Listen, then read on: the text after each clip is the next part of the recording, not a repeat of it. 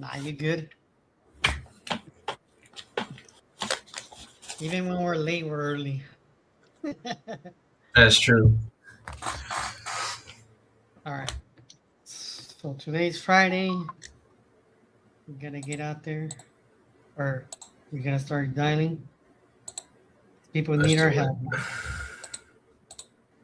Yes, sir.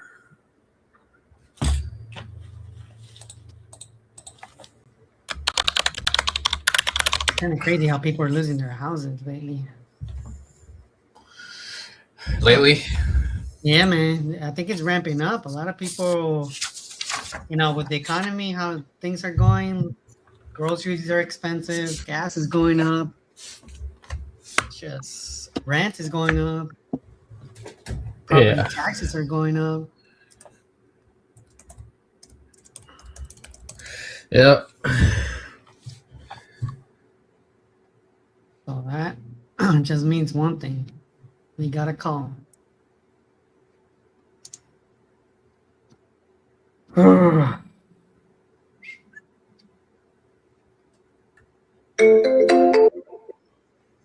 your call to Susie O'Donnell. The Google subscriber you have called.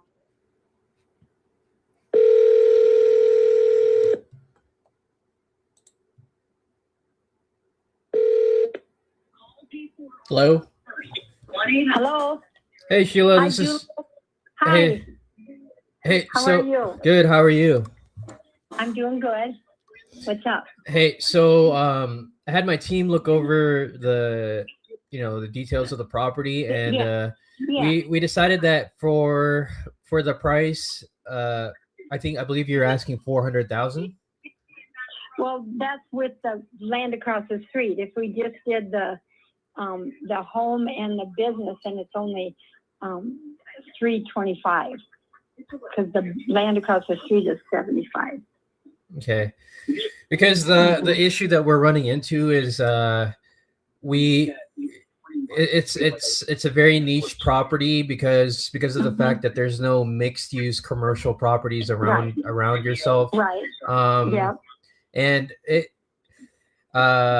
might be something that we might need to pass on for now, but we'll still take a look at it here and there, just to see if there's anything that we missed. But I just don't want to,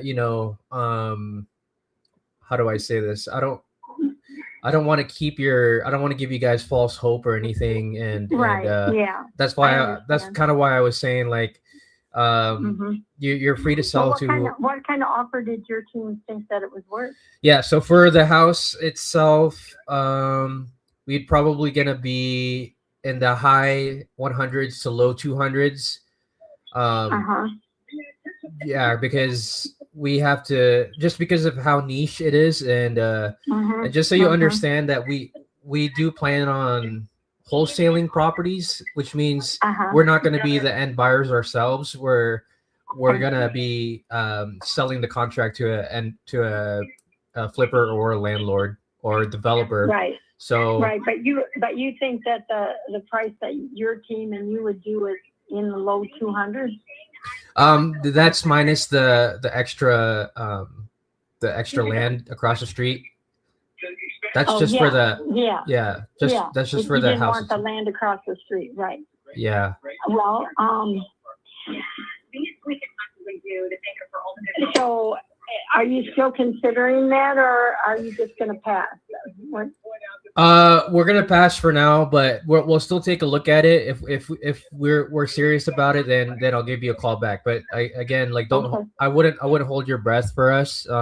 But it'll be we'll put a pin in it, basically, is what I'm trying to say. And I know how urgent this is for you guys to get it sold before fall. And I'm actually just curious, what is the urgency behind getting it sold before fall? Well, because of, like if we want to move, we really don't want to move in, horrible snow drifts, Oh yeah, yeah. So we thought if we could get it sold before winter, because in Minnesota, we get a lot of snow.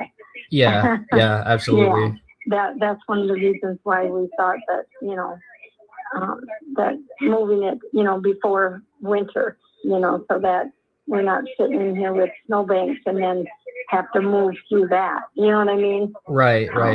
It's a lot easier. I mean, we could, Yeah. but it's nicer when you can move in the fall where it's not such cold weather, and that sort of thing. Yeah.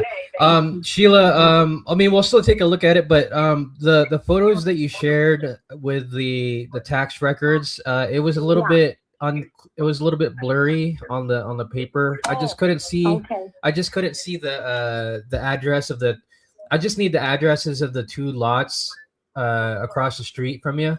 I just didn't know the legal description because it wasn't legible. If you could resend that if you have the time. Yeah. But I can, sure. yeah, but again, I thought you said you weren't interested in the land across the street, but you would be maybe, or you don't? No, we'll take a look at it. We're not like serious about it, but we'll still take a look at it. You know what I'm saying? Like, So yeah, well, we're in the business of helping people out. That's why, because if there's a really big urge to move, then we'll see what we can do. But again, like we don't want to overpromise you guys about it. So that's where we're at, Sheila, and we wish you the best of luck. Okay. Okay, so then you aren't interested, it doesn't sound like at this point, like in the main house and business even. Yeah, we would. Yeah, it's a little tough for us to take on as a risk as investors because of how niche it is. You know what I mean? But like I said, like we'll still. What does niche mean? What does niche mean? Niche means it's hard to find an end buyer for it that'll willing to pick it up as a. You think it's too unique? Unique, right? Yeah. Sorry, yeah. That's basically what I meant. Well, actually, unique is probably a good thing because there isn't anything that you could buy that would service you with a home and a business all in one. You know what I mean? With all the privacy and stuff that it has as well. So, I get that. Is everything. And it is on a main busy, business street. It's one of the main roads going into the city. You know what I mean? Mm-hmm. So it's valuable that way, Yeah, but unfortunately, we do have to see if there are any other mixed-use commercial properties that sold in the area within the last year. And we weren't, unfortunately, we weren't finding anything like that. So, like I said, we'll put a pin in it, but we don't want to, give you false promises or anything like that. So I would keep trying. Okay. Yeah. Okay. Have a good day, Julia. All right. Bye-bye. You too. Bye-bye.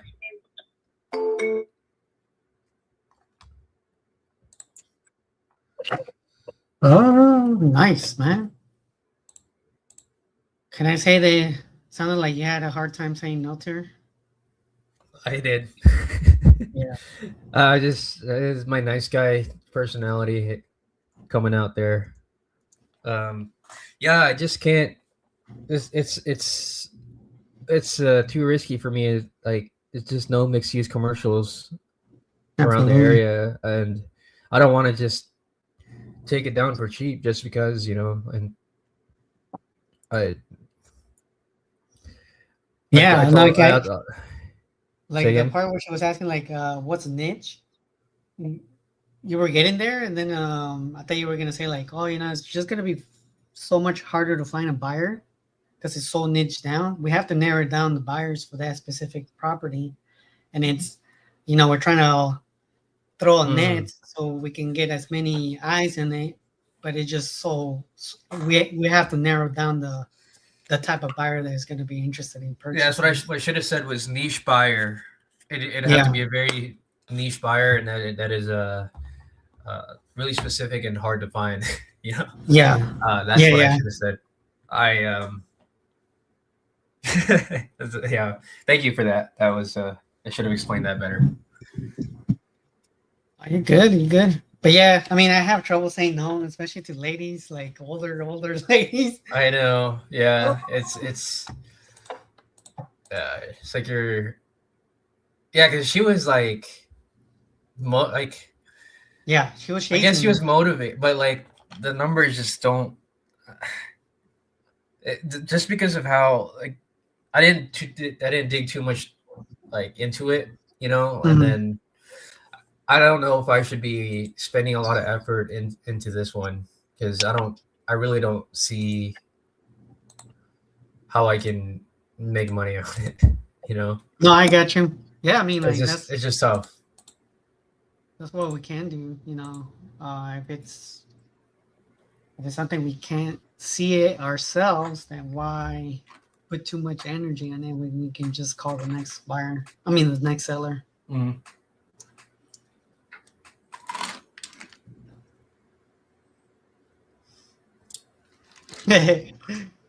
You're like, I was just gonna put a pin on it. Connecting your call to Michael Response. That was like that was hard. It is, but it's necessary though. It's like a date telling me, "Hey, so are we serious now?" Or and I'd be like, "Well, felt like that, dude."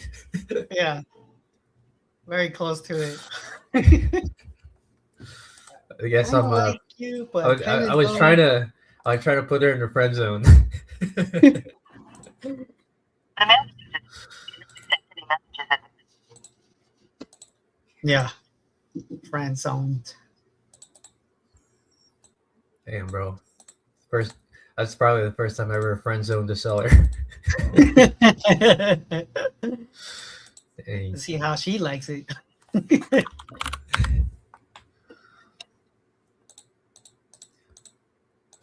See, the ones that I like, they friend zone me, but the ones I didn't like, I friend zone them.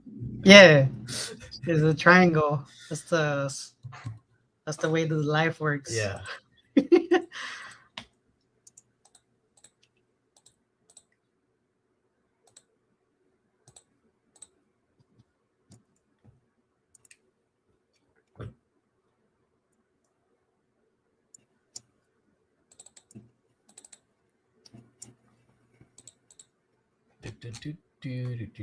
Well, then Caleb got that contract signed.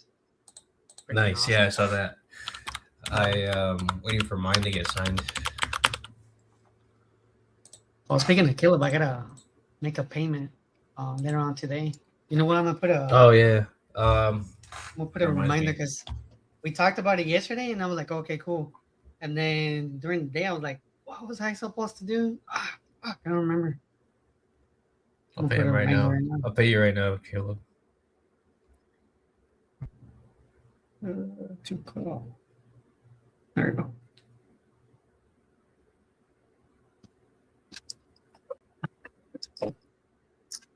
Mm-hmm.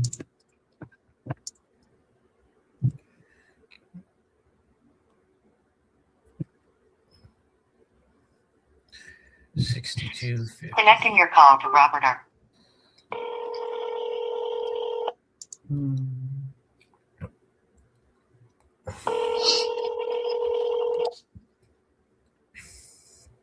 Caleb Rivera.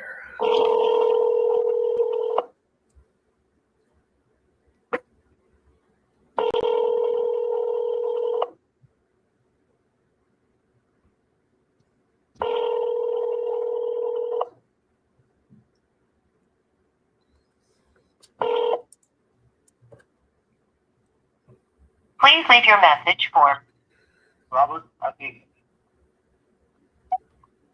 Hey, Robert, this is Victor calling about that property, Frenchtown Street. Looks like you're looking to sell. I'm looking to buy. Call me back at 323-289.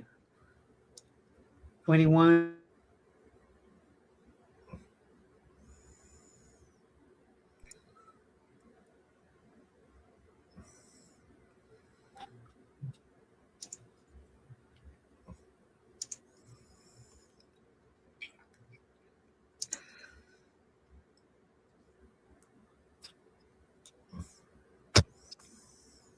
Oh, yeah. Caleb says she's not hanging up. Don't pass on it. You know what? You gave her that price range,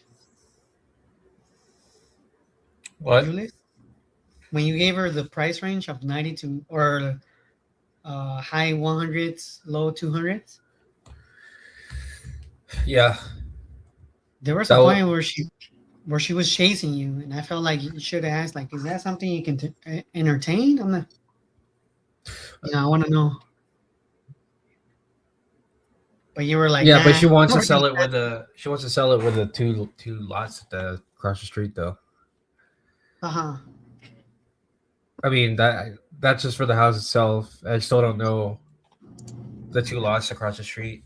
I couldn't get a legible address for those. Um, So that's why I was telling her, if you can send me a clearer picture on those, and we'll still take a look at it, but we can't promise anything. mm, okay. Let's see.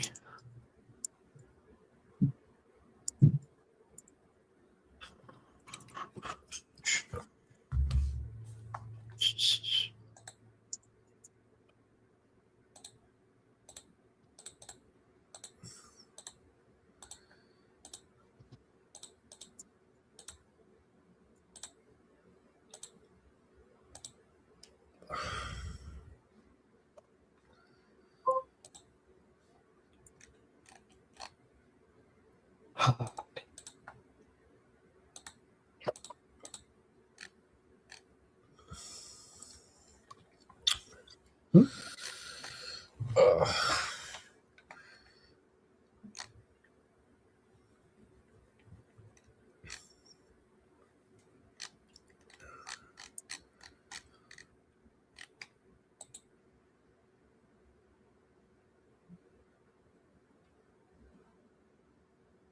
do, do, do, do, do.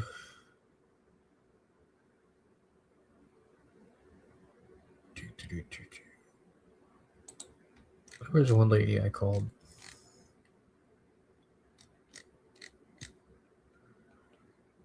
What the heck?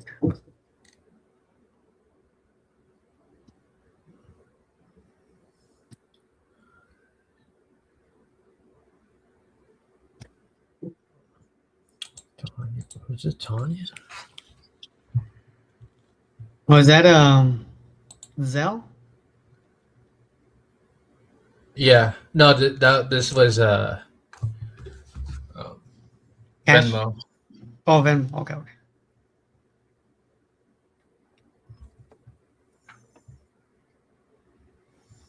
Because Caleb, this account, Venmo account, you have 0 friends. I was just making sure this is the correct one because it doesn't seem to be active,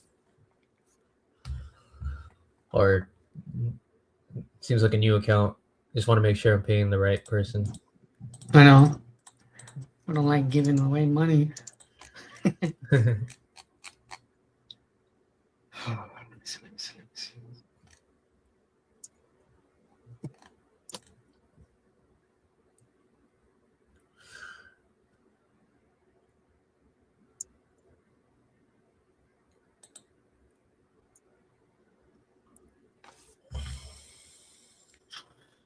Oh, he made it for us. That's why.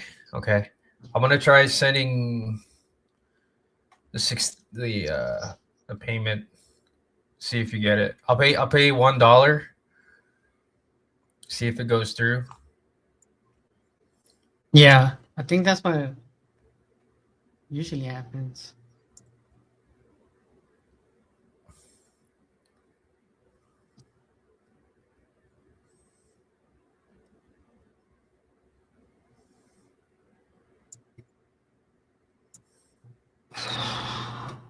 Dang, it's fucking hot, man. Oh, it's cloudy here. Yeah, I'm sweating like crazy. Well, not crazy, but I'm sweating just sitting here.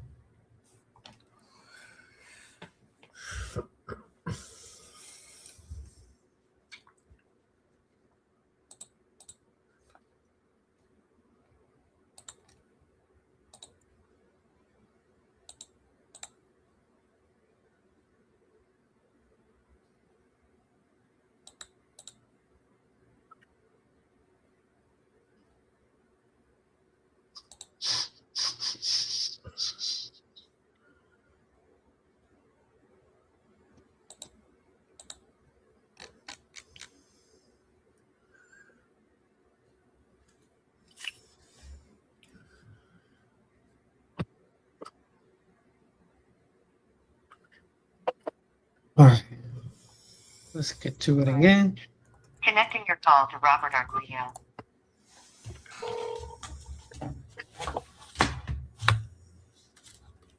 Hello, Hello, Robert there? this is Robert. Hey, Robert, this is Victor. Calling about the property in Frenchtown Street. Looks like you filled out a form showing some interest in selling it. Yeah, Awesome. I'm glad I called. How much are you looking to get for it? I was hoping for $250. That's to pay off the mortgage and have a few dollars left over to go rent me a place somewhere. Oh, nice. How much do you owe on the mortgage? If you don't mind me asking. $211. Okay. Are you just looking for somewhere to move to or rent, you said? Yeah, this is a 2,409 square foot home. For one person and two small dogs, it's way too big. Oh, yeah. And my thoughts are sell it, downsize, and live happily ever after. Nice. I like that. That's a good goal. I mean, why live in a place with so much responsibility? You know? It's got emotional, a lot of emotion attached to it. My wife died here in the house. She was in the hospital with cancer. She didn't want to die there, so we had hospice put in over at the house. Yeah. So she passed away 5.5 years ago, and this house is just full of memories. Everywhere I look, she's there. Yeah. So besides the fact that it's a big house and I can't keep up with it, I won't sell it. Yeah. Hey, Robert, my condolences for your loss. Yeah. I mean, how long have you guys been living here? Or Well, we moved in 2008. uh-huh. She passed away 5 years in about 4 months. Yeah. So, yeah, we're close to 18, I guess. Years there. Yeah. No, I mean, yeah, that's a lot of memories. That's nothing.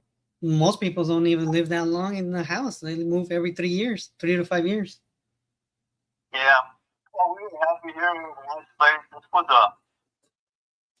home base for my family, parties, anniversaries, any big function that would come here because, like I said, it's a 2,400 square foot home. It's got 4 bedrooms, 2.5 baths, living, kitchen, living, dining area, kitchen, family room downstairs, a washroom, and a double garage attached to it, and a large patio in the back, covered patio.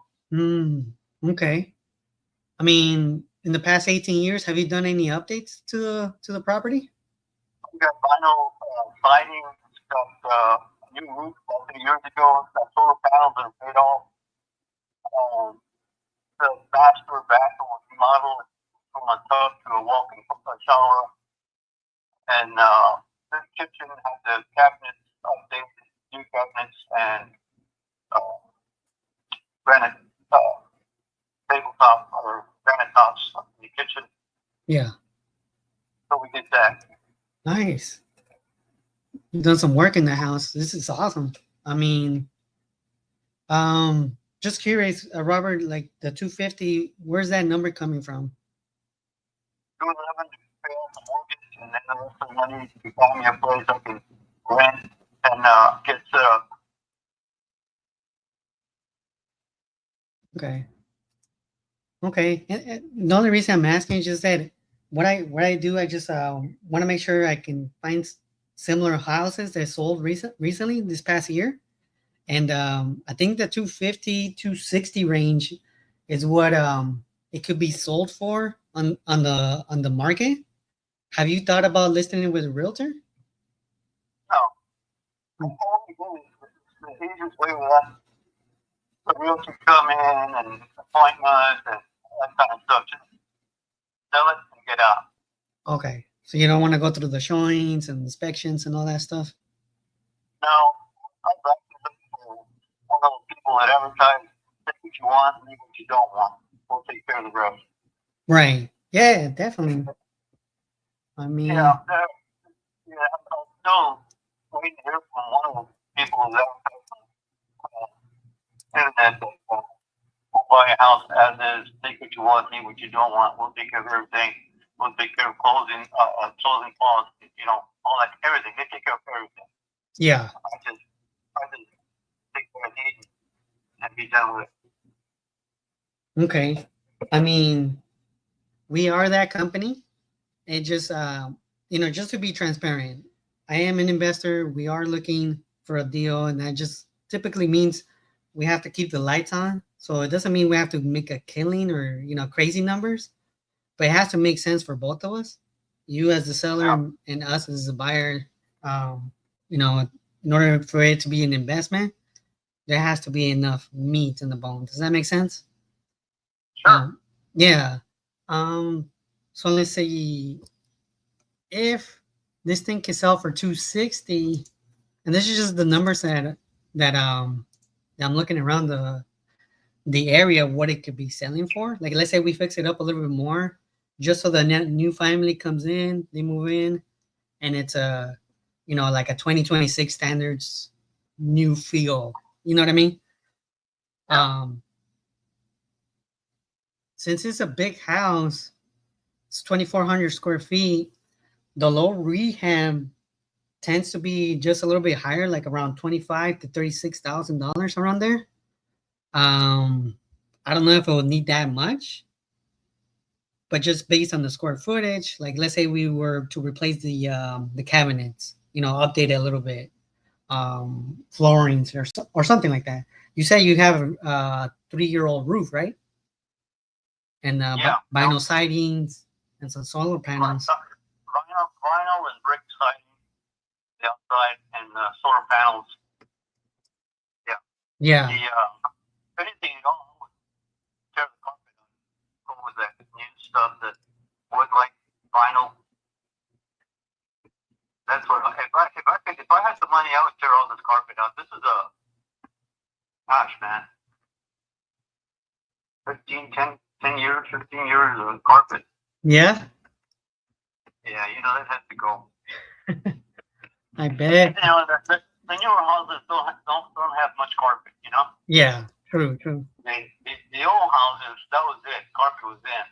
Yeah. And then everybody realized they have to maintain. So these are just to pull everything out and come in with a wood look vinyl planks and all that stuff.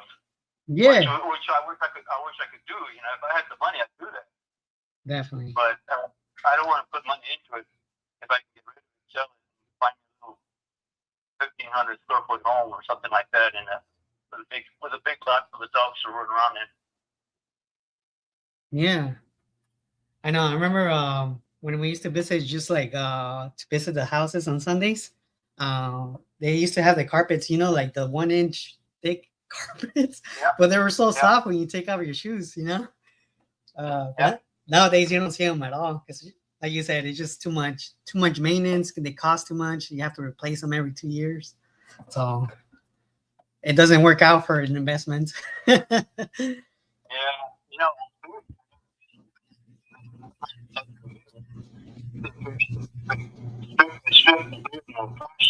I finally got the whole thing downstairs in the living room. Oh, no kidding. Yeah, Hey. I was thinking of doing that. That way, if anybody give me the floor would be down to the concrete, and they could put on whatever they want. Yeah, I got you. That makes sense. Yeah. All right. Oh, let me see. So this is the part that's going to be real tough, and I hope you, whatever. If we make a deal, we don't. All I want to do right now is just give you enough information. If that information is something that can help you in your journey to sell this property, that way you can move to a smaller place, something that's more convenient. Great, I did my job.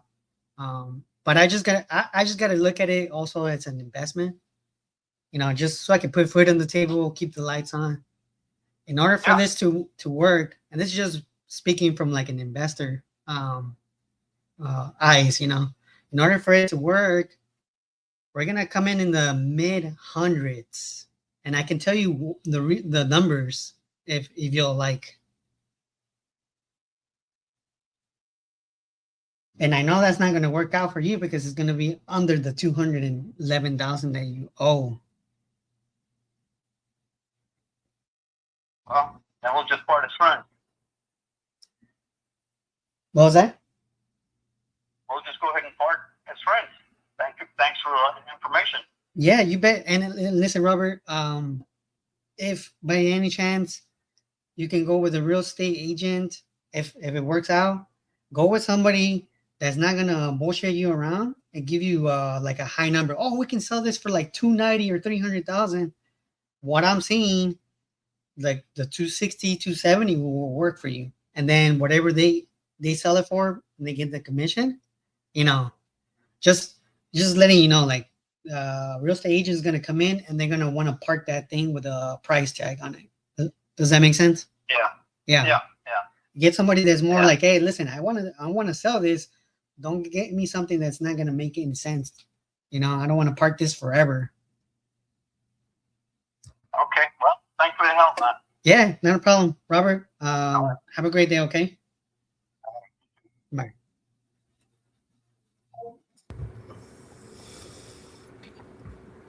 I had to do it. The number's not gonna work. Yeah. I needed like 140, 160 around there. He's not gonna pay A friend zone. $40,000. You know. Friend zone day today.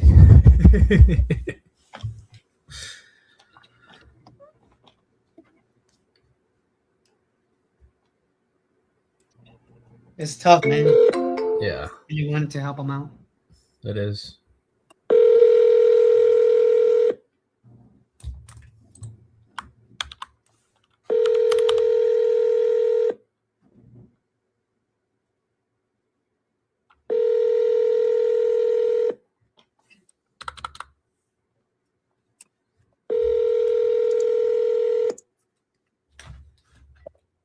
Call has been forwarded to voicemail. The person.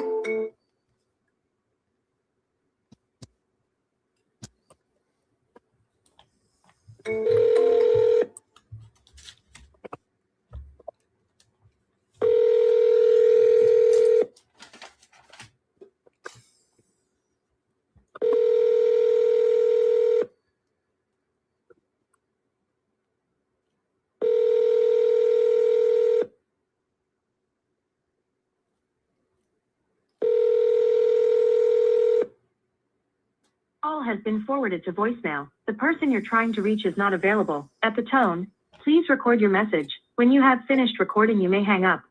Hey, Georgette, this is Julius calling about the property there on 3rd Avenue Northwest.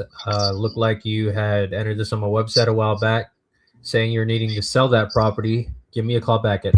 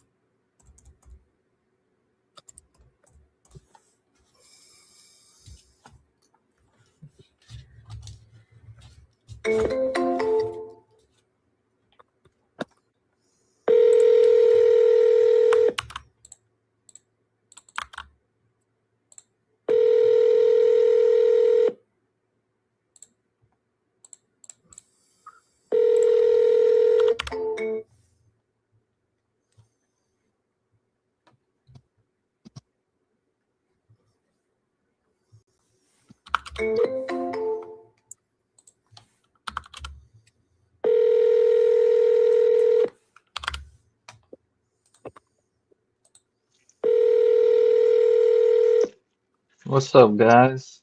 what up? What's up? I'm just gonna be eating in the meantime. I gotta send that contract over to Dispo. So I'll be hearing you guys. Okay. Nice. What are we eating? I got something quick. I got BK. So Nice, BK? dude. Yeah, I didn't have lunch, so I'm like, I was rushing. So There you go. I got chicken tenders from Safeway. Safeway. Really? They have I guess they have $5 every Friday. They have $5 for like a pound. That sounds dangerous. Yeah, it's a deal. Yeah, it is. I got honey mustard sauce and buttermilk ranch with it and mac and cheese. I'm not messing around. Give me that mac and cheese, man.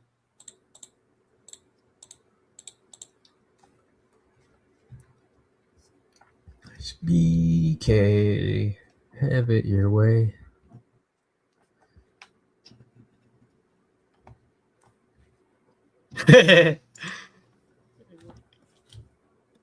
All right.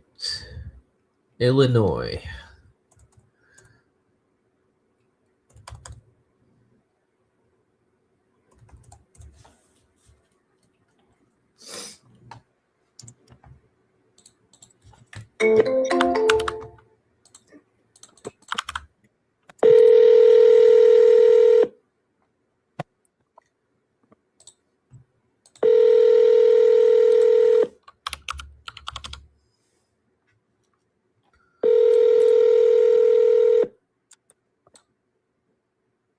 Sorry, the mailbox is full and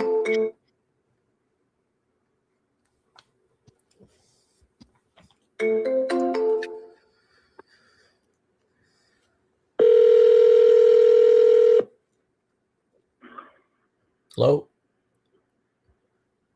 Hello. Hello, Hey, is Earl there? speaking. Hey, Earl, this is Julius. I was calling about your property there on Indiana Street. Looks like you had entered this on my website a while back saying you're needing to sell. Is that Yeah, correct? Still looking to sell, right? yeah. Fantastic. How much were you looking to get for it? At least 35. 35. All right. Well, tell me a little bit about what you got going on. Oh, wow. You ask the questions and I'll try to answer them. I don't know how to. Okay. Yeah. So what's got you looking to sell? Because I don't live here anymore. There. Okay. How long has it been vacant? It's not vacant. I got some people in there. Oh, you got tenants in there? Yeah. How much are they paying in rent? Oh, about 600. 600. that's why he's selling. So are the tenants a problem for you? Like what? No, I don't live around here anymore. Okay. Let's see what I can do. How did you come up with the 35? That seems like a fair market. This is the market value. Yeah. Okay. Is it how many bedrooms, bathrooms does it have? It's got 3 bedrooms. If you want to count the basement, I've got 2 bathrooms. Okay. You know how much square footage? I don't know. Okay. Bear with me a second here, Earl. I'm just kind of seeing what's selling for around your area. Does it need any major work to it? No, I don't think so. It's got a 1.5-year-old roof on it. I've done some interior work on it. Okay. Do you know what's left needing to be fixed or no? I'm sorry, what? Do you know what else needs to be finished? No, not really. Okay. Yeah, so just to be clear with you, I am an investor, sir, and I'm gonna have to be a little bit below that fair market value. Is that $35,000 negotiable? That depends on how you're going to negotiate. Okay. Well, what's so important about the 35? Well, that's basically about what I got in it. What'd you put into it? That's exactly what I told them. Okay. Let me see.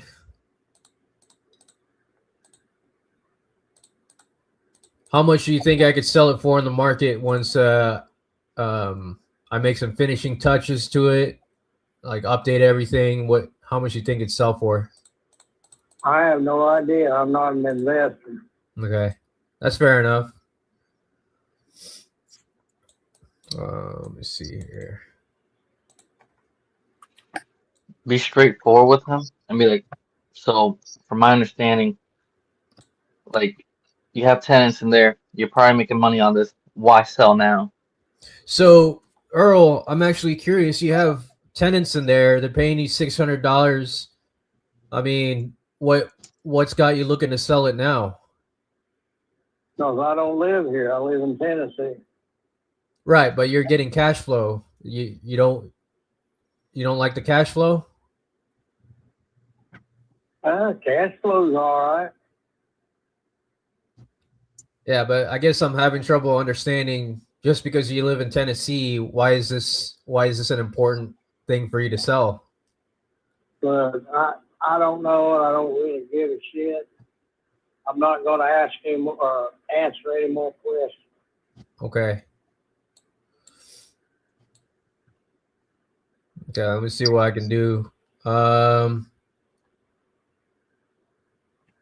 So if I were to buy this off you, am I picking up the tenants, or? That'd be up to you. Okay.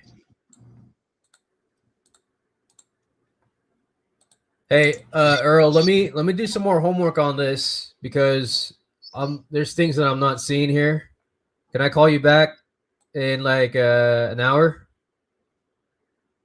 I guess. What time is it now? Well, I'm in California. It's 12:40. So if you're in Tennessee, you're probably 3:40 right now. So I'll call you at 4:40. Is that okay? Yeah, that's fine. All right, Earl, I'll call you back. All right. Bye-bye. I'm struggling, guys. I'm really struggling. Dude, that guy was tough, but I mean that place is tough too. Like the prices are all over. I was thinking like 15, 20,000. Oh, it's 2 hours ahead of us, Tennessee.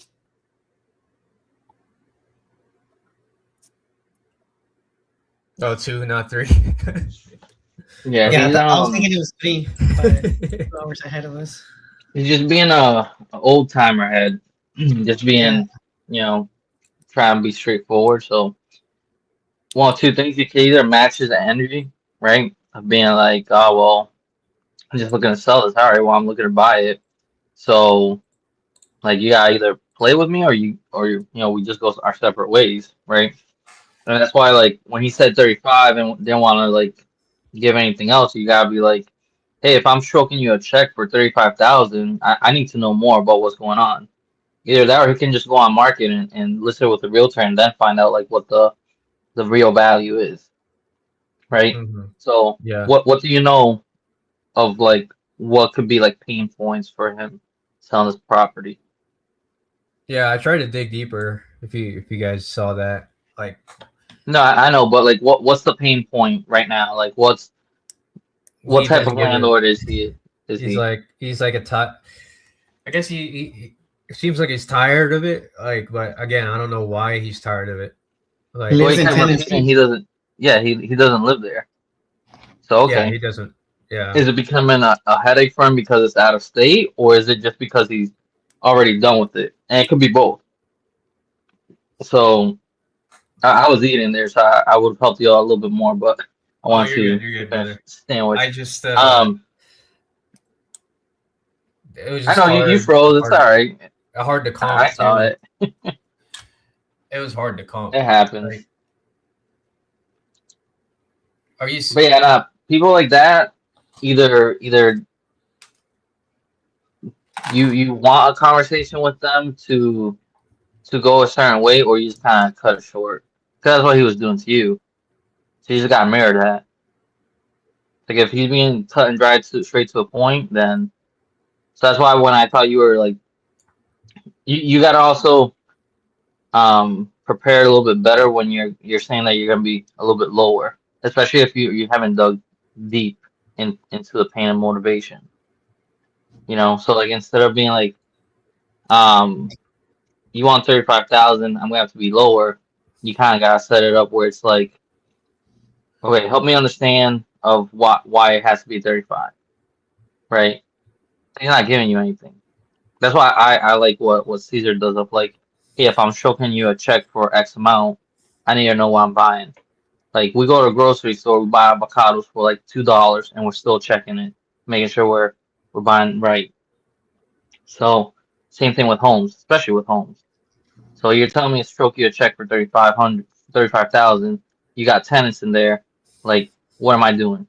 How does it benefit me? Why should I give you 35,000? Right? You ask why, like if it's gonna be with tenants or not. He doesn't even know, so he doesn't care about the tenants. Are they month to month? Are they paying? Are they good tenants? Have they destroyed the house? That's why you don't want to deal with it anymore. See stuff like that. And if he's cut and dry, then he's not motivated. Move on. Yeah. Yeah. I might be wrong, but that's No, how I that's- kind of would have treated No, it. I like that. No, that's definitely the way to go about it for sure. Because like I mean, like I saw this a little bit earlier with Victor too, and I don't want to like just kind of like be like being straightforward with you guys, but like with like the phone call earlier with Victor's seller, same thing. Like you guys are the buyers. Like that's the whole thing about embracing being the buyer. Like sometimes when like these two phone calls that I heard, when you guys like set up to say you need to be lower than their price, like you guys kind of haven't earned the right to get to that point. So you gotta dig deeper into it, set it up. Yeah. Like earlier, I don't know if you saw Caesar's short of like telling them why the price is wrong without telling them the price is wrong. So you use their number, right? For example, I think Victor's was a little bit earlier where you kind of ask them permission to like for you to explain the numbers. You're the buyer. You gotta tell them straight out, like, hey, it's not gonna work because of this, this, and this. And you don't have to say it's because I'm an investor. It's because you're looking at the market. You're saying, hey, these are my business expenses, which is like almost 22% coming off. I gotta put repairs into it. This is where I need to be. That might not make sense for you, but it does make sense for me and for most investors out there. Now, if you find an investor that'll pay you what you want, great, awesome, you did your job. But if you want me to pay your house or buy your house, this is where I need to be. You can either take it or leave it, and we're not the solution for everyone. So go into it, obviously thinking that you are the buyer and that you want to be a solution for someone. But if you're not, great, and if you want to explain it, you kind of gotta earn to get to that point. And even if it's like on a wasted call, like earlier where the seller owes way too much, practice those things. Explain to them like, hey, ma'am, I know you want to move to where your grandson is, but you're asking me to pay 300,000 for a property that's only worth 350. You owe 275. I can't pay cash for that, and here's why. Take their number, 350, whatever. If I pay you 300 and I'm putting in repairs to it, I still gotta pay my agents. I gotta pay the buyer's agent, closing costs twice, and then what I call my business expenses. You see? And that's why I have to be at 225. It's not gonna make sense for me. It's not gonna make sense for you because you gotta pay off that loan. Yeah, I missed that opportunity too. Explaining that, I did ask him like, "Hey, do you want me to tell you what the reasons how I came up with that number?" And he said like, "Oh, I think we'll just end up like friends or something like that." So I didn't Yeah, go. no, but well, what I was I saying is like, like I just don't gotta. ask the seller permission for that. Like, I know we're wholesalers, and in our brain we're like, okay, I don't want to tell them I'm the buyer and stuff like that, but you gotta embrace being the buyer. You gotta be like, hey, sir, like, it's not gonna work out for me for this, this, and this. Don't ask them like, can I tell you why? Like, he even told you like he wants to get off the phone right there. You gotta embrace that, because then when the opportunity comes where you're talking to a seller who it might make sense to be a little bit lower, you gotta explain that. You gotta explain why I'm gonna be at this number. Don't just Yeah, ask them. Because almost every seller is thinking, all right, I can sell my home for 250 because Zillow says it's 275. I'm giving a discount minus whatever we don't have to pay for agents. They don't think about closing costs. They don't think about the actual amount of repairs that's going to take. They don't think about the days on market. That's yeah, why little we call knowing it the holding cost. You see? he's been living there close to 20 years. He probably doesn't know the process anymore. Yeah. So obviously, you don't have to be aggressive towards them, but just tell them like, hey, I want to help you on your situation, but here's why I have to be lower than what you're asking for. Yeah, cool. You see? Thank you, man. Especially when you're dealing with someone that has tenants in the property. He says he doesn't live around there. You know, who knows how the tenants have that property right now? Forwarded to an automated voice. So there's a reason why he's selling it. So you just gotta dig a little bit deeper. Like, Connecting your call to the No. parent. But thanks, Caleb. Your No call problem. has been forwarded to an automated voice messaging system. Yeah, I'm also I still have hard time comping rental properties. I know it's like a I should know how to do that by now, but I still struggle.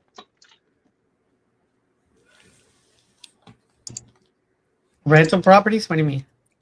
Like they're using the rental calculator itself. Oh, that Um, one. Yeah.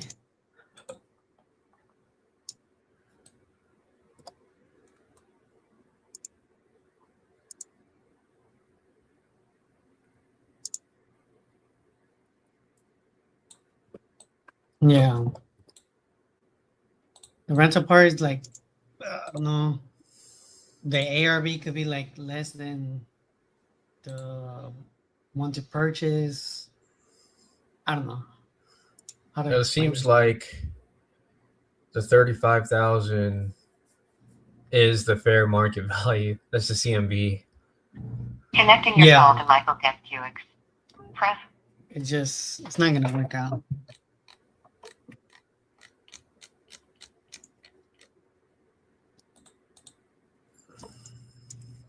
He owns two vacant lots in that same street too.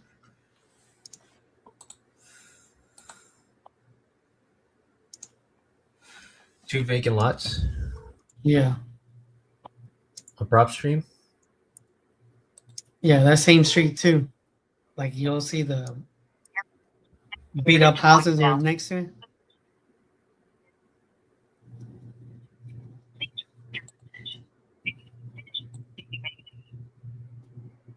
Hey Michael, this is Victor calling about your property at Bulla Road. Looks like you filled out a form showing some interest in selling it a while back. If that's still the case, you can either text me or call me at 32.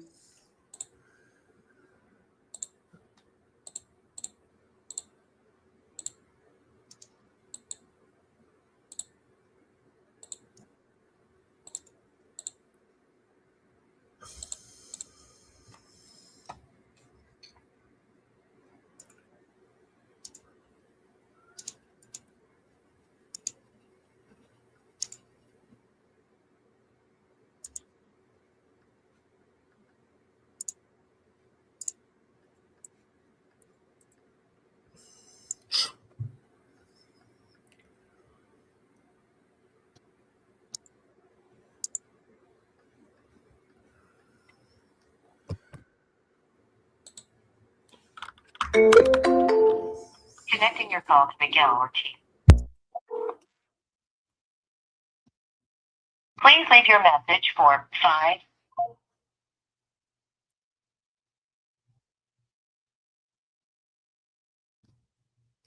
Nice.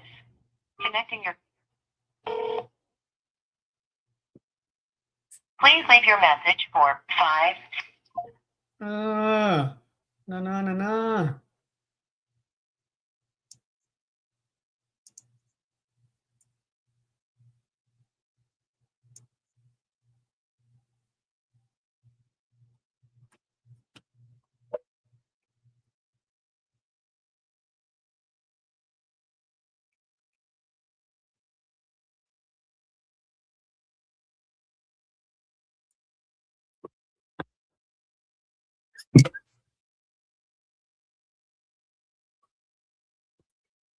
John Fleming.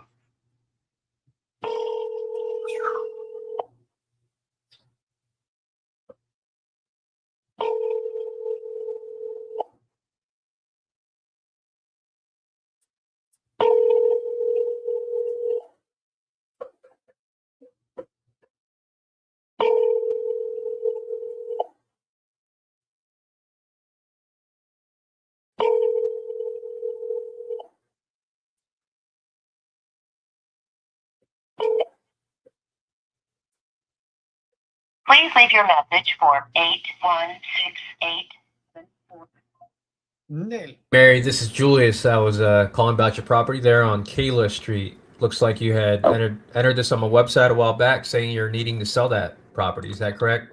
Okay, I'm not going to sell it. My mortgage company is going to help me out by putting me into a special program so I can catch up. Okay. So, All okay, right. thank you for calling. All right. Well, bye-bye. hey, before you go, Mary, if things don't work out with that, give me a call back and we'll see what I can do to help, okay? Okay, all right, thank you. All right, What's your bye-bye. name again? Julius. Julius, okay, I'm going to save your number, Julius. All right. Thanks, Mary. Bye-bye. Okay, bye-bye. Nice. Text her.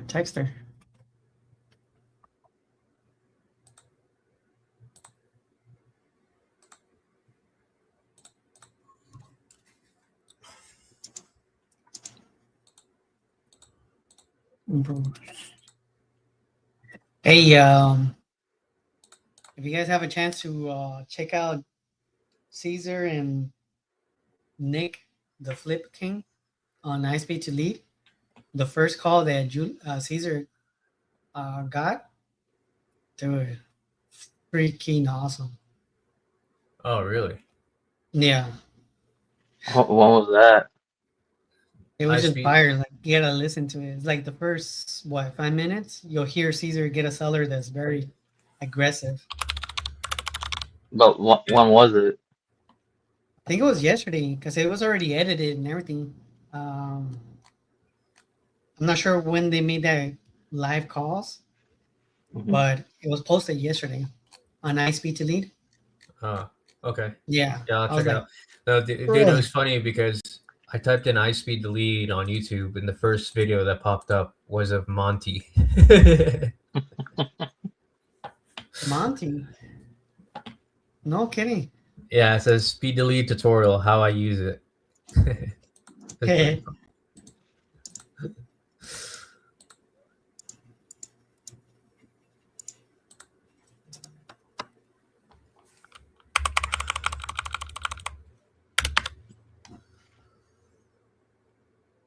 Oh yeah, there it goes. Nick Flip King versus Caesar.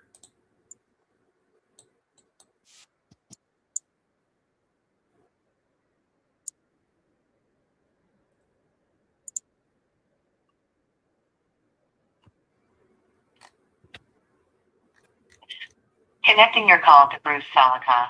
Oops. Press 1 to connect.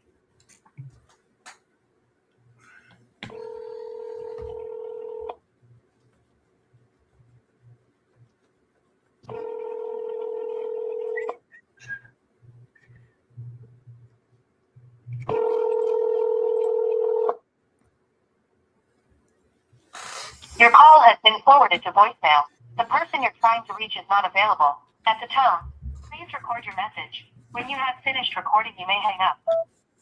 Hey, Bruce, this is Victor calling about your property in 9th Avenue. Still looking to sell? Call me back at 323-289.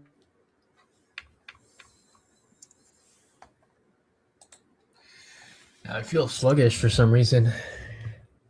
It's a Friday, man. Yeah. I just feel really tired today, like than normal. Late night or what? Yeah, late night, I think. Yeah.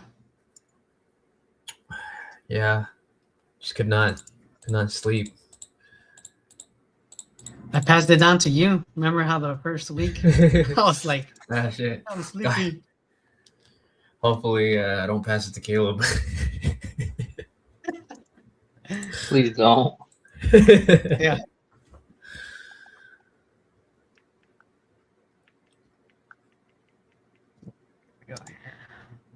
Julie.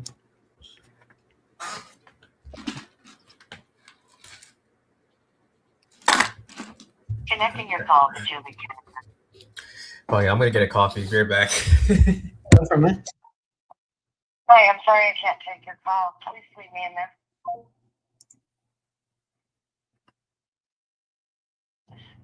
Connecting. Hi, I'm sorry I can't take your call. Leave me a message and I'll get back with you.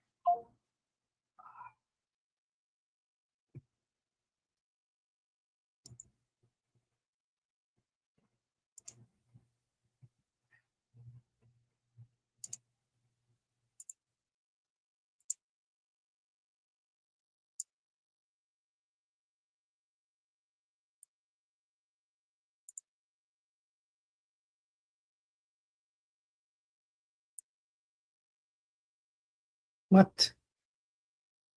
What? Oh, right. Shit. So this guy, I gotta add a contact.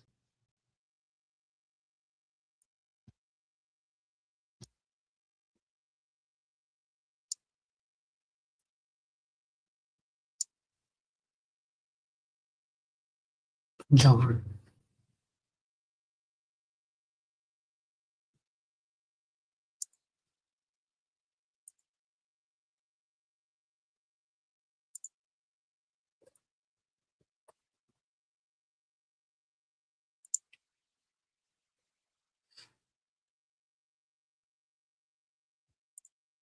Hey.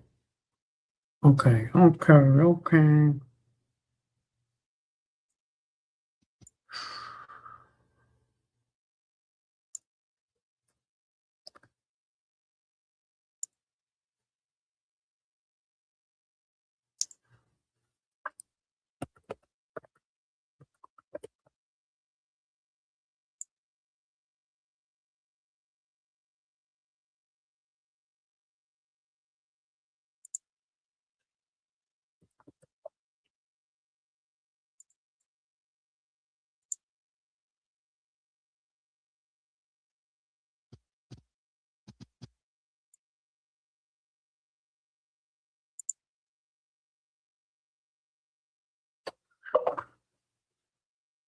All right, this one's gonna be interesting. Let's see how it turns out.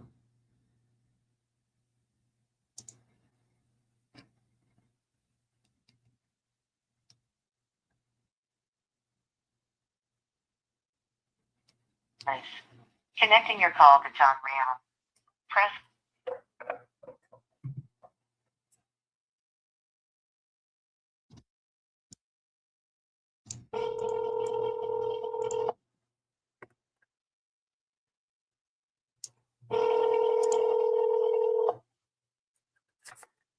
Your call has been forwarded to voicemail.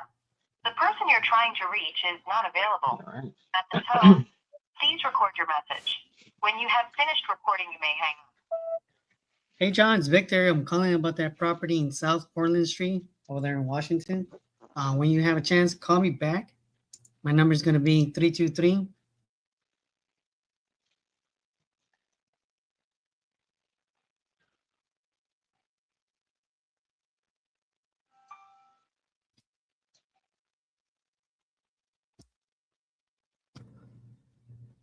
Bummer. Man, the dispo people, they or the form, they make you go through a lot. You're almost done with it though. Yeah, I already sent it, so should be good. I already got the email that they received it, so we'll see. Yeah. We shall see.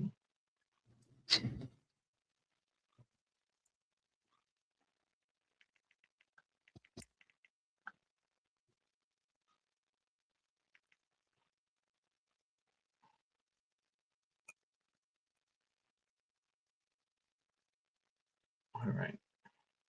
All right.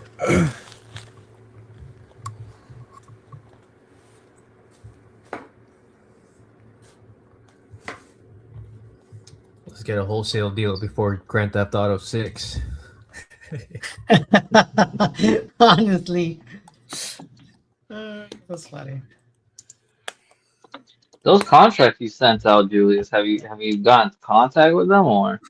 Yeah, so the one in the Texas from yesterday, I told you that it was an incorrect email. Yep. So now she called me back today and gave me the correct email. So now the actual contract has been sent. So waiting for her to look it over, sign it. Okay. And then there's another one. Yeah, sorry, go ahead. No, go ahead. And then there's another one. I don't know if y'all remember that other one with there's another lady. Rebecca. Yep. Yeah, it was Rebecca. Waiting on that. She said to give her till Sunday to. I'm gonna schedule a call with her and her son this Sunday at like in the afternoon to go over the agreement. Okay. So those two, and then I got the one in Placerville still that I'm still following up on. There you go. This one, Mary. Which one's that one? It says not interested. Yeah, she's the one I just called before I left. Yeah. Okay. She's doing something else with it. The bank is gonna help her out. Something like that. All right. I still got to put in some more. But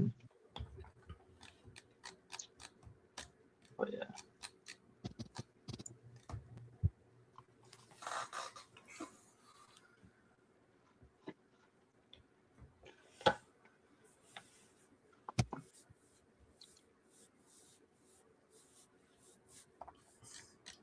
You're getting all the recents, right? Like the recently added.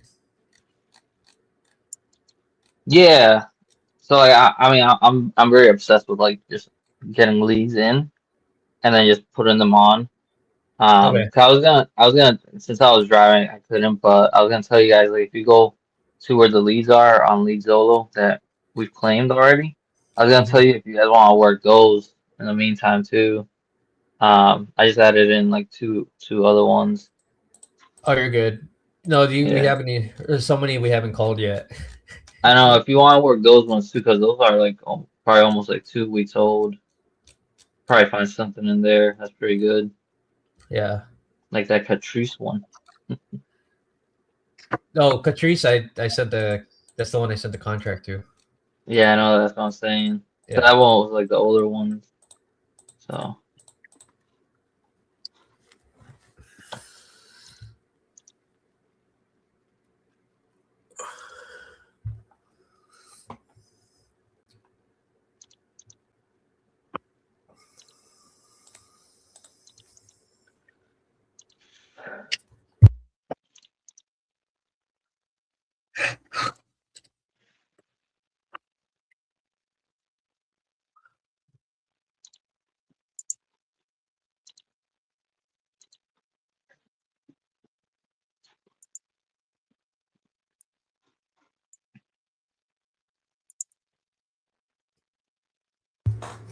Oh, Caleb, did you ever get in touch with that lady who was trying to sell Sight Unseen?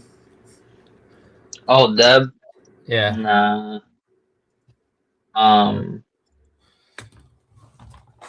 don't even know if I should even call her.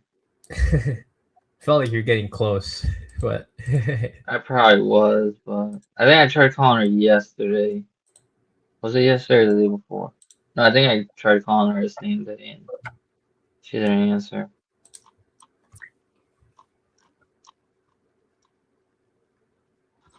let's call it Tennessee lead.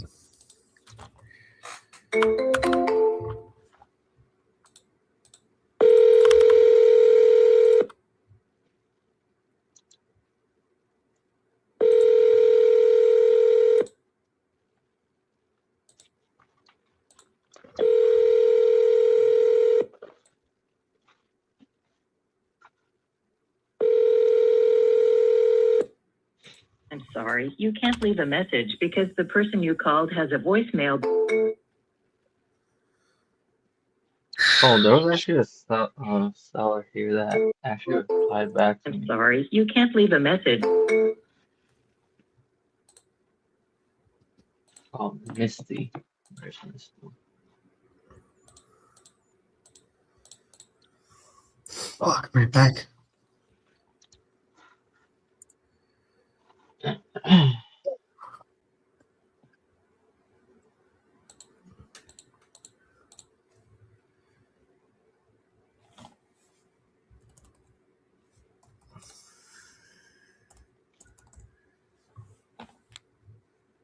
What are you supposed to do once you get this is the receipt the JV portal? Hey, I'm sorry.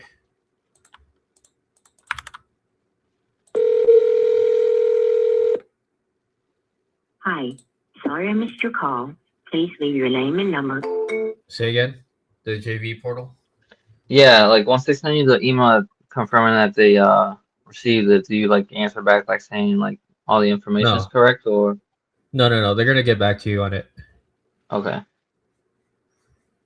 This is your first time submitting to the JV portal? I did one like probably like last year, even before getting into TU. Oh, okay. But I can't remember.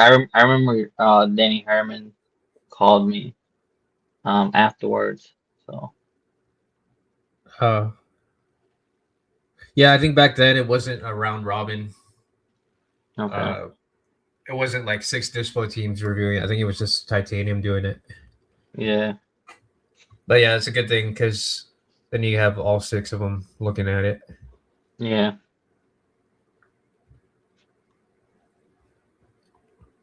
Yeah, I wish you luck with that one, man.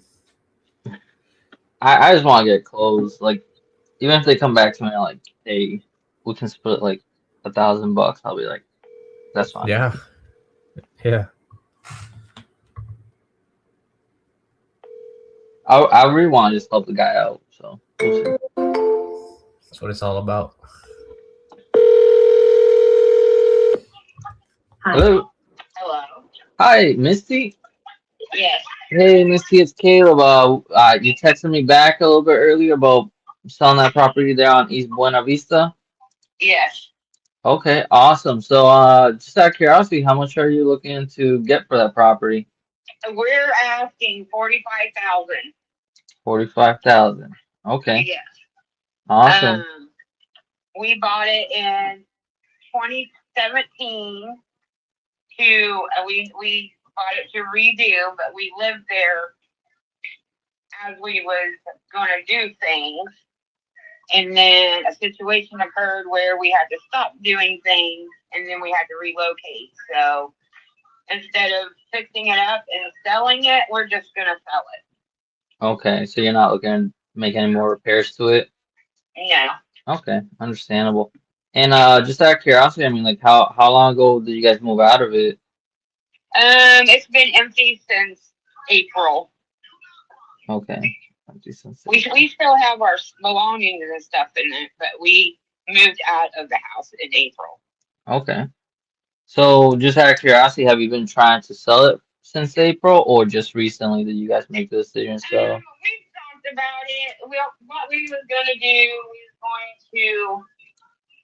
we was talking about fixing it up and then selling it, or fixing it up and renting it out, fixing it up, turning it into an Airbnb, or fixing it up, turning the upstairs into an apartment, and then the downstairs be, another living thing. There's a lot of things that we were going to do, but we're taking care of our grandbabies, and Okay. we got to thinking, we really don't have the time to put in it, and the funding, because we got we're in a different location. I'm like, why don't we just sell as is and be done with it? So that's what we decided to do. Okay. Sounds reasonable. So all you guys want to just do is not have this on your plate and have it always be in the back of your mind in case you never get to the project. Yeah, we're just gonna, sell it, and if anyone buys it, they can do whatever they want with it. It's a 1920 home. It's never been renovated. It's the most that it has been done. And this is before we. Okay, I'm gonna give it to you before we moved in. It's never been renovated. The only thing that's been done maybe is inside is painting over what was already there. The downstairs majority of the windows are the old windows that came in the house. We've replaced a few windows. We started replacing a few windows. The front door's been replaced. We put a roof on it in 2017. The only sections that aren't finished is the turret. Because the porch has a turret. You know what that is, right? To be honest, no. Okay. Your number is the 8 and the 978 number, right? Correct. Yep. Okay, I am going to send you. Because I'd be honest, we've been talking to different people. Mm-hmm. So there's a few that, are interested. They wanted pictures. They're supposed to get back with us, but I won't hold my breath. Right. The only thing that's costing us right now is utilities and property taxes. So if it sits there, it sits there. I just sent you a photo of the outside of the home. Okay. Yep. Just received them. If you look at the front porch, which would be the middle, very bottom, that is a turret. Okay. How the porch is round. Yep. Yeah, so that hasn't been done, and then there's 2 sections on the laundry room that hasn't been completed, but we do have the stuff to complete it. But that's what the outside of the house looks like. Okay. That's just the house. That's not the back lot. The back lot has no permanent structures. It's just a piece of grass land. So it is double lotted. Okay. So you have the house with the lot in the backyard, and then you have the back lot. That all comes. It's a 0.4 acres. Mm-hmm. Okay. But this is the house. I mean, I'm not sugarcoating. I'm not. This is the house. Yeah, I understand. On the outside. It does need. It has asphalt siding. Now the first picture, those windows have been replaced. Those 2 windows have been replaced. Okay. So, but have the other ones been replaced or? If you look beside it, we see those 3 big windows. The picture beside it, the one to the right. The second window, the second picture going to your right, the top second middle picture. Yeah. Okay, that is like a back porch that they had built on. The outside has siding on it, and we didn't put those windows in, but those are those are newer windows. The small bedroom downstairs, we put new windows in. One of the windows in the master bedroom has been replaced. there was windows we were going to close in, and then there was windows that we were going to replace. Mm-hmm. So we do have pre-owned windows that were good on the back porch that we were going to replace the windows with. So, Okay. like I said, we slowly started redoing everything.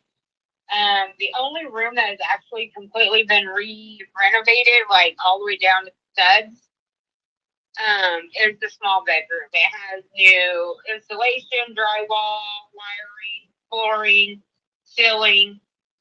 The walls are drywalled and paint. We had to get that room completely redone for our grandbabies. Okay. But the dining room has drywall, but nothing else has been done. Mm-hmm.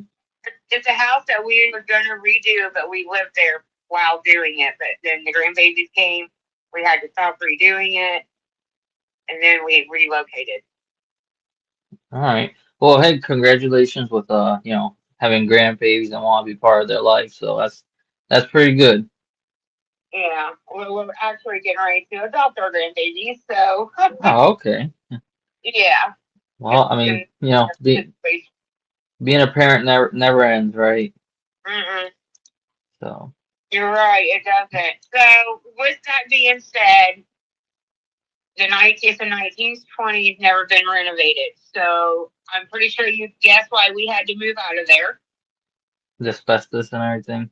Well, not asbestos, but it did have, like, the paint is so. Oh, yes, the lead paint, yes. Removed, so it still has the original paint that's underneath all the other paint. Yep.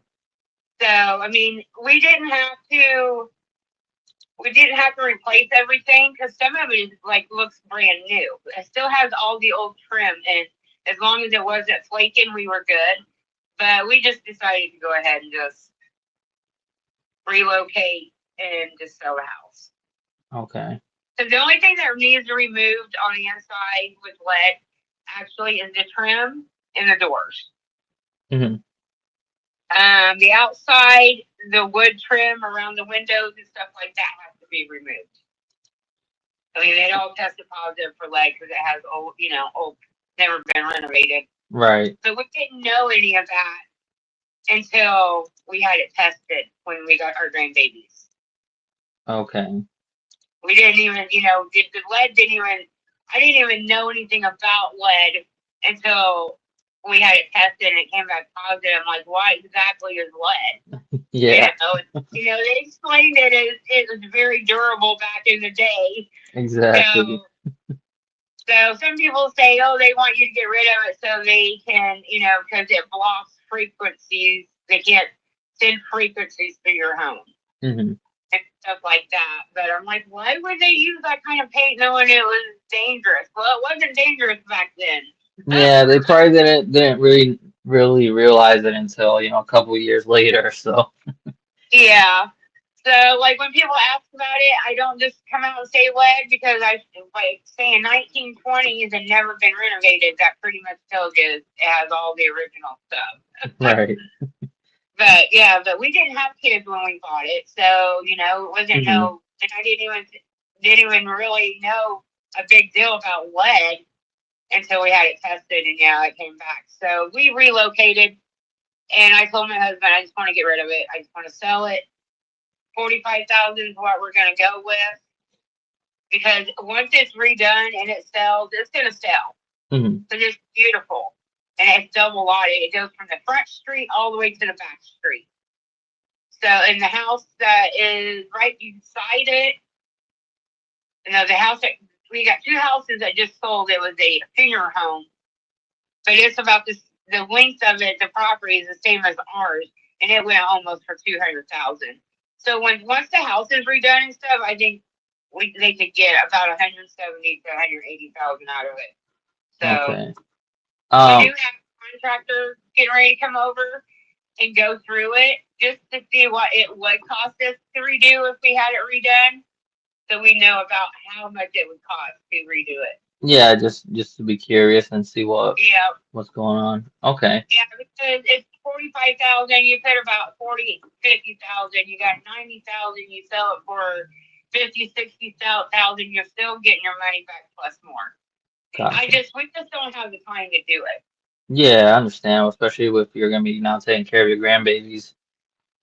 Yeah, so in the upstairs, it could actually be like a little small apartment if it had a staircase on the outside. Because that's what we were thinking about doing, is renting the upstairs as like an apartment because it has two big, huge bedrooms, about a 13 by 15. Each room is. And then it has a foyer that would, work like a kitchenette. So you can have a bedroom and then your living room and then your kitchenette with it because there's a refrigerator and stuff in it, and then your full bath. Mhm. So it could be done different ways if it was to be redone. Right. So, Just out of curiosity, like, how many beds and baths does this have? it's 4 bedrooms, 2 full baths, Okay, do you know how big the house is? 2,800 square foot. Oh wow.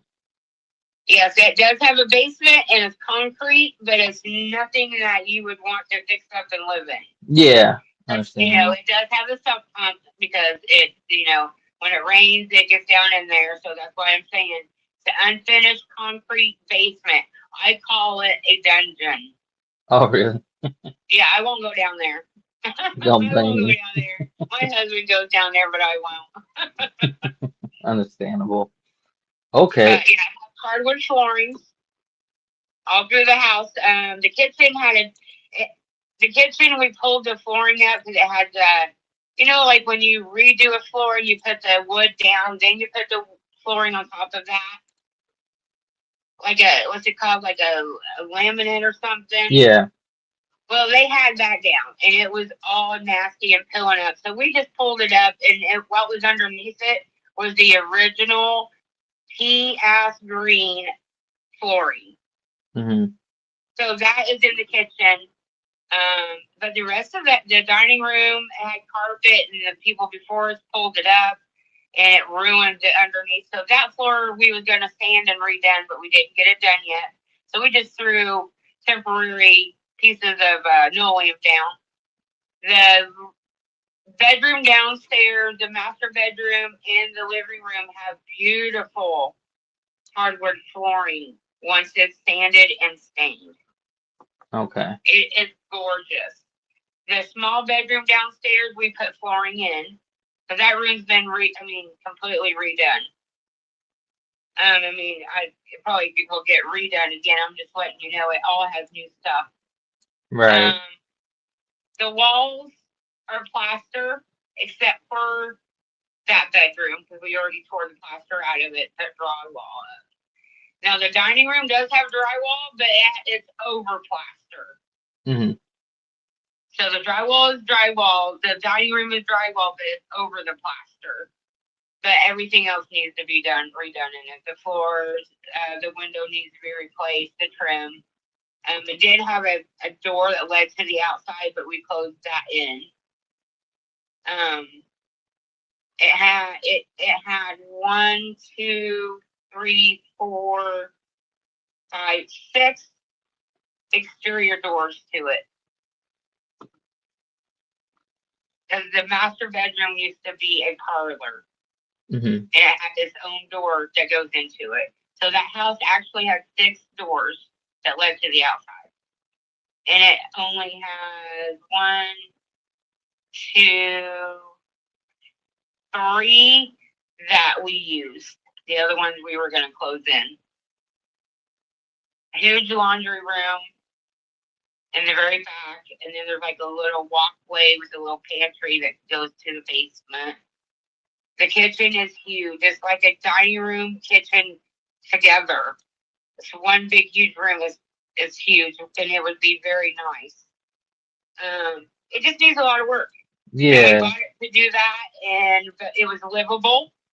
So we decided to go ahead and live in it while we worked on it, and we focused on the downstairs. We have not touched. The only thing that's been done upstairs is all the trim has been painted over. Like, none of the walls has been redone. The flooring has not been redone. I mean, just out of curiosity, I mean, like, how much? I know you said you have a contractor that's gonna be going there eventually, but like, how much do you think I would have to put in to this? Well, it just depends. If you're wanting to, if you think you could fix the plaster, like some of the plasters coming off the walls, if you think you could fix those and leave the plaster and just repaint and change the trim, it won't cost it. I don't think it would cost a lot. I don't know. It does need a complete overhaul. I'm gonna say it depends on how you do it. Mm-hmm. I don't know, it cost us like for the small bedroom to do everything we did and to pay the person to do it, it was like $7,000. Mm-hmm. And we still we still got trim to put up. We have the trim around the windows, but it just depends like what the cost of material is going to be at that time.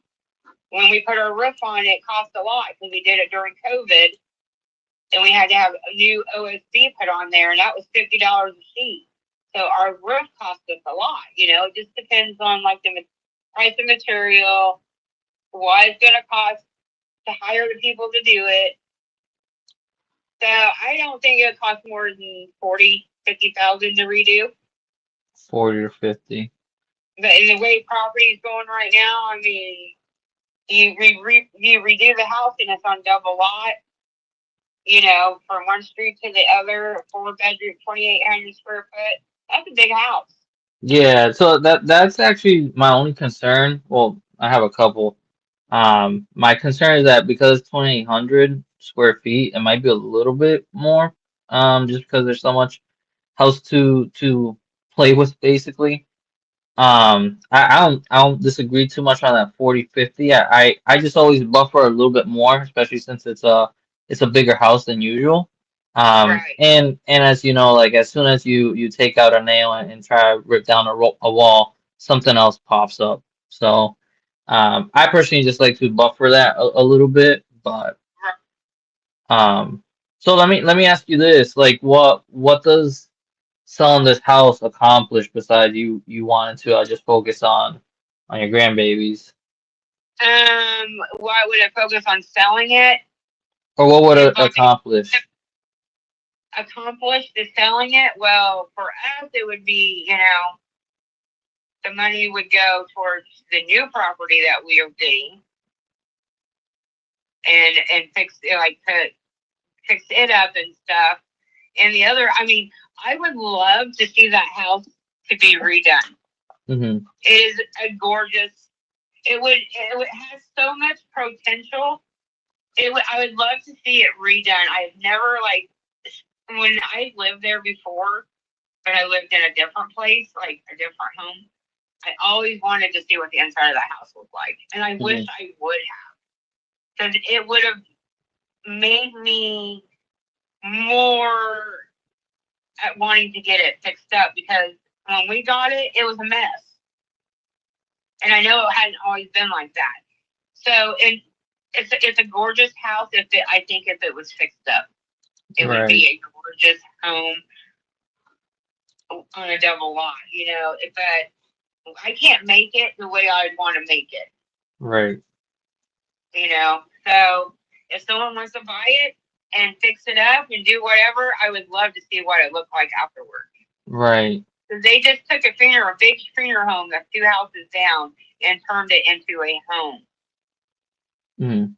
And so to me, it's gorgeous, Yeah. But, so you mentioned that you is it your current home that you guys are trying to fix up, or is it a different property? Like you mentioned that a little bit earlier. We are wanting to buy the house that we are in right now.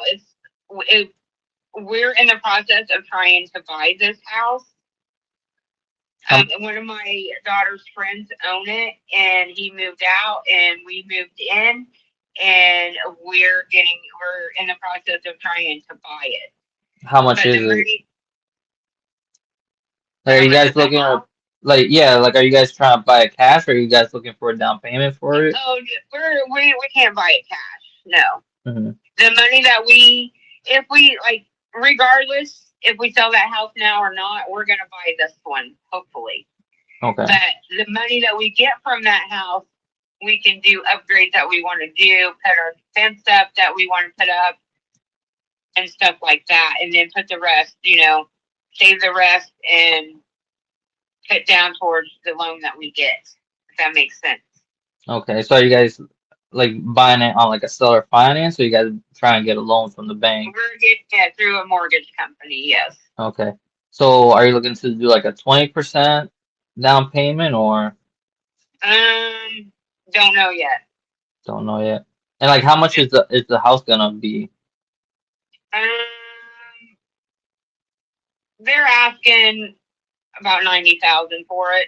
90,000. Mm-hmm. Okay. And like, how much are the repairs you guys are estimating to be put into that one? That I don't know. I don't know how much a fence is going to cost and stuff like that, because this house has been already remodeled.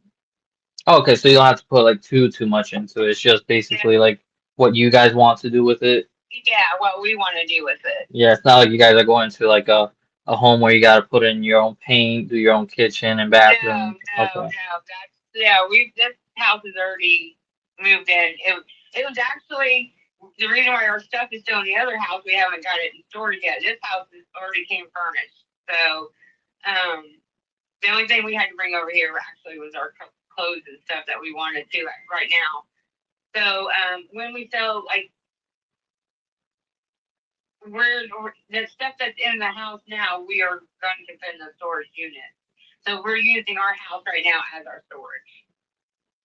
The one that you're selling right now? Yes, the one that we're going to sell. And we still have all of our stuff in there. Okay. Yeah. So with the lead paint in the home, we had to relocate. So we just brought what we had to over to the house that we're living in now, like our clothes and stuff.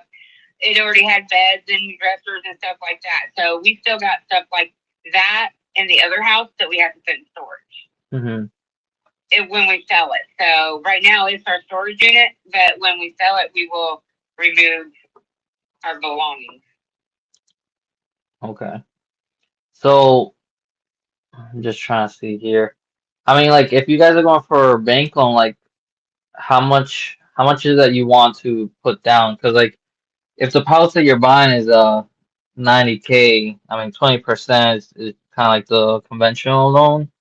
And down payment 20% is just 18,000 from that. Our percentage that they have pre-approved us on is 3.5%. Oh, that's pretty good. Yeah. So Okay. yeah, we're in the process of trying, like I said, trying to get this place. Because regardless, I mean, we was wanting to sell that place first and then use a down payment, put a big chunk down. But we decided, like, even if we don't sell that house, we're still gonna get this one. So Yeah, so you guys already have the funds for the next one, anyways. yeah, we're already been pre-approved and everything. We're just right now going through all the paperwork and stuff. Okay. So like I said, the house over there, the only thing that we have that's costing us is utilities, because we still have electric going, because we have security cameras and stuff going on, and the taxes, which our taxes is due in October, so they will be fully paid. So that's the only thing that we have that, if we don't sell it, oh well. So you mentioned those taxes. What is it, you need to catch up on them, or you're just saying for this year you still haven't paid them? This year, yeah. We've already, our taxes, I don't know how people, like, how they do them anywhere else, but we get installments. We get our first installments that's due on a certain month. The second installment's due on a different month. Okay. So the taxes and everything's all caught up. The house is paid for in full. We own it. The only thing we have to pay on it every year is property taxes, and then every month is electricity. So, and I'm being honest, 45,000. I'm like, we've already talked to people. 45,000 is the lowest that we will go on it. Okay. If someone buys it and redoes it and sells it, they're gonna make money off of it. So, Yeah, that's what I was gonna ask you. Like, you said that you've talked to other people. Like, what are their offers? we tell them the same thing. 45. There's one. I'm kind of skeptical on things like scamming and stuff because I've been scammed a lot, and I read about people with the houses. I won't deal with a wholesaler. Mm-hmm. Let's say you said you're interested. Okay, I want a bank statement showing funding or hard money like lender funding, things like that. I will not deal with a wholesaler. I won't deal with an assignment, like if the contract has an assignment, because I know a wholesaler, they'll con me for 45, and but they have people that's already wanting 55,000 for it. So I won't deal with a wholesaler. So it's either, you know what I'm saying? Could I ask why? I've been doing my research on Mhm. houses and pay tax and all this. So yeah, I already told the guy, like, I won't deal with the wholesaler. And if you're interested, you really, because he said that they would give us 45.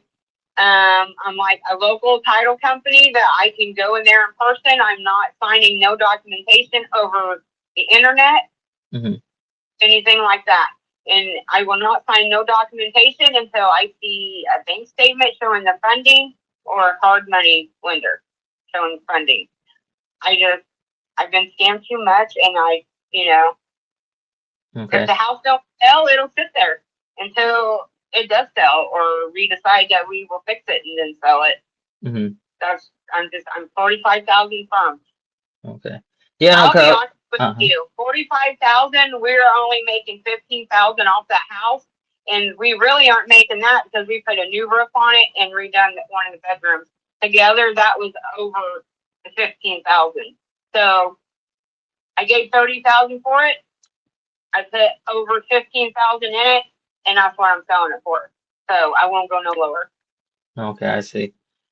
Just out of curiosity, I mean, like, have you had a bad experience with like wholesalers, or is it just you've been scammed before and you're just wary of anyone? I was told to say, like I said, I've been doing my research. I've been talking to property owners. I have friends that own properties. And they told me to stay away from wholesalers. That's what I'm saying. Like, is it because of bad experiences, or is it just from what people say? Actually, one of my friends that is a property that owns properties and runs and sells them. Her mother has a friend that had someone interested in their home. So she had them put a down payment down. And she couldn't do anything with her home because this guy, she had put the down payment, the paperwork, she had already signed the paperwork, and he never finished paying her for her home. So she told me to stay away from wholesalers. And if someone wants it, that they have to show a bank statement with the funding or like a hard money lender with the funding. And I am not to sign any paperwork online. Okay. Until see proof that there's funding and it's done with a local title company. So that's what I'm going by. Okay. And do you know your title companies in the area?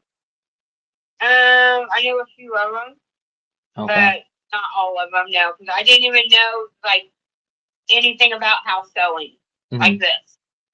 And about title companies like this. I know you can take a car title somewhere and use it and get funding for it, but I didn't know anything about houses until she was telling me about all this. Okay. So yeah, I mean, so obviously, like, full transparency, I am an investor. I understand that there's a lot of like red flags with like wholesaling and everything else, but in reality, it's just another real estate strategy, right? I do it. There's always a right way to do it and a wrong way to do it. Unfortunately, your friend had that bad experience. But for the most part, yeah, I mean, it is, a service I provide. I just call it like another tool in the tool belt, right? The same way You know, you can purchase property, you can list property, you can you know, have it as a rental and stuff like that. So Right. it's just another service that I provide in terms of like, 'cause I work with a lot of local investors as well in that area. So, you know, I always present, you know, all of my contracts and properties just so I can see like what is like the best exit strategy, right? Hmm. So that's usually what I do, right? Um, but unfortunately, you had that friend tell you that experience. So I Um, have a question for you. This yeah. isn't finished. Okay, say someone offers you once, you know, you're talking to someone and they say, well, we can't do 45,000 cash, but we can do a 60-day closing. Hmm. And then we would give you 51,000. What would you say to that? Depends what they're gonna be doing with the property Right, so because. someone Uh-huh. like they can't give you a cash offer, but they want to do a 60-day closing. But what are they trying to do as a exit strategy? I have no idea. That's what I'm getting Because ready. There's someone that's supposed to call me. They've been trying to get to do a 60-day closing.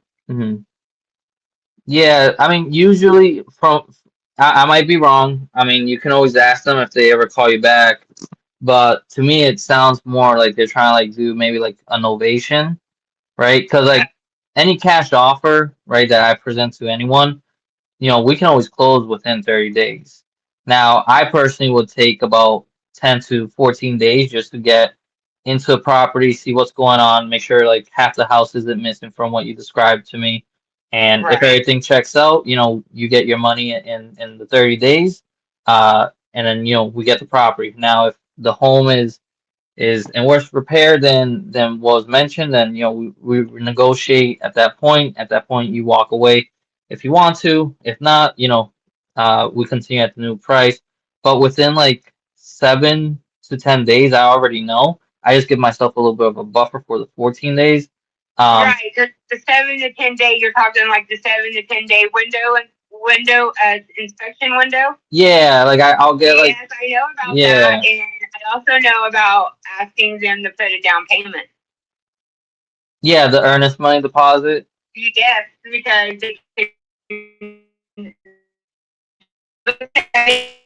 closing, they come in, they inspect on that 55th day, and they don't. Yeah, well that's what. 7 to 10 day inspection window and a down payment. Yeah, so that's what I was trying to say is that like I don't know why it would take them so long to close on a property, especially since it's vacant. Like they could just get their guys in and out basically. Right. This is my theory because they want to be able to find someone to give them more money before they tell me yes. Dude, I'm not saying you're a scammer, but I have done some research on this. Uh-huh. So, like, my grandpa was a car salesman, so I know how he works, and I'm not going to let someone do that to me. Mm-hmm. So.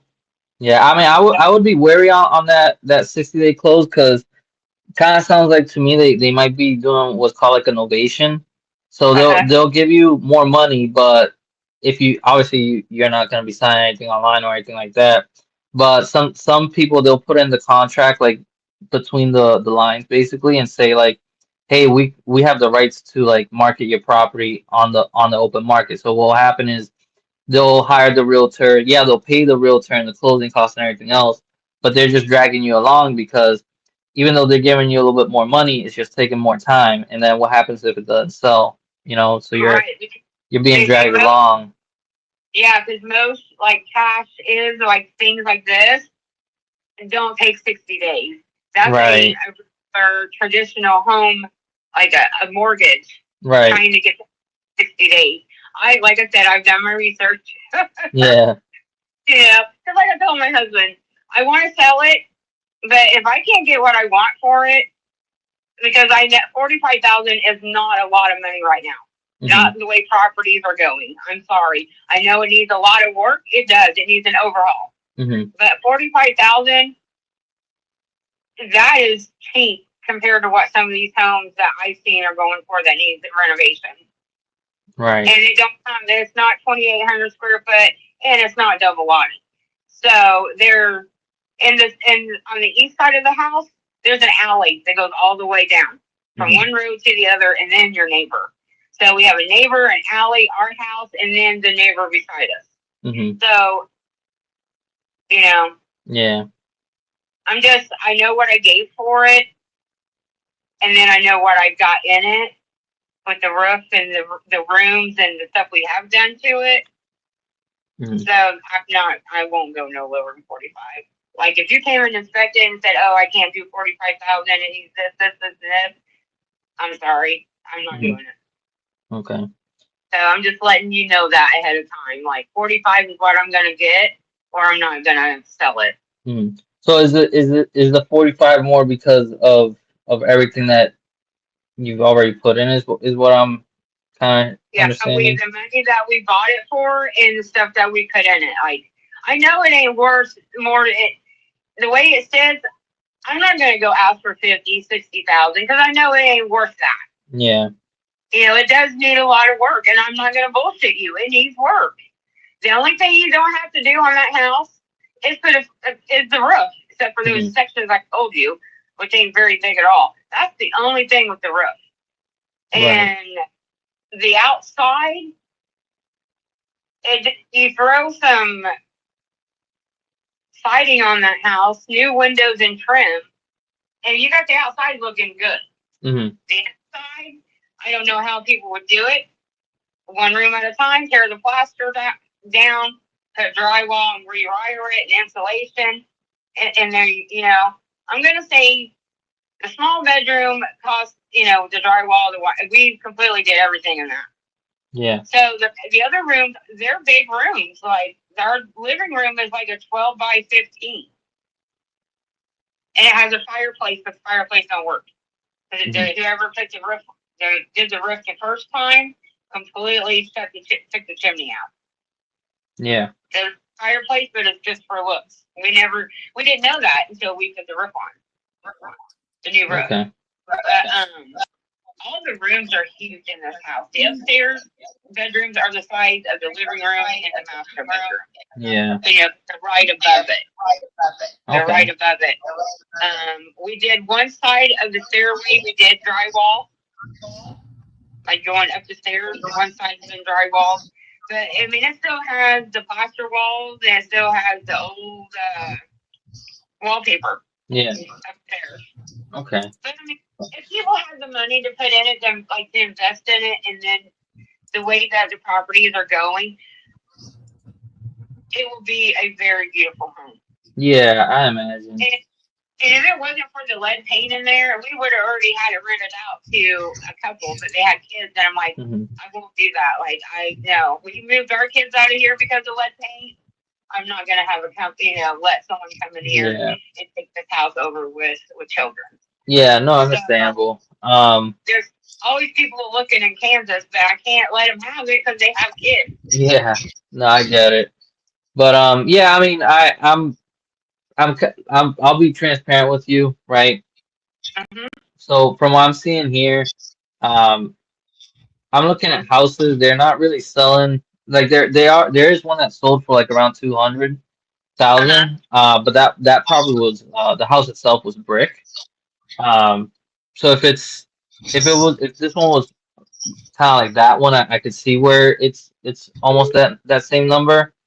But I'm not too sure of like where it could resell for.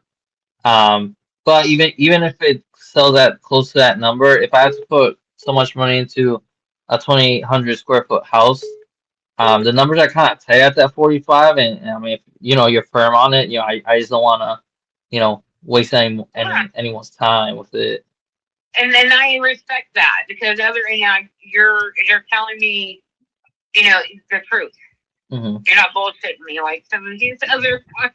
Yeah, because like from an investor standpoint, right? I have to see what the market's doing, right? Go based off of what the audience is telling me what they want. So houses over there, it looks like they're selling like anywhere between like the 200s and maybe like the 240s, right? Depending on like the size and how many beds and bathrooms are in the property. Smaller ones are going for less than 100K. So, you know, I have to look at that. Then I gotta estimate the repair costs, and then whatever what I call my business expenses, right? I gotta do the agent commissions twice. 'Cause I gotta do the buyer and seller side. I gotta do the closing costs twice, and the holding cost of it. I gotta do an overhaul for the property. You know, it's gonna take me a couple months. Then whatever amount of time it's on the market, and then by that time, you know, that's all my money invested into it. So I just gotta make sure plus whatever profit I want to make. Obviously, I'm not trying to make a home run, but I do gotta keep at least the lights on for me and my family, right? So Right. that's what I'm kind of like seeing here. Like that 45 is a little bit too tight, at the moment. But if you said, you know, you're gonna just sit on it, you know, that I think that might be a good option. Or if you know, get the funds for it, just fix it up yourself and do it yourself. Right.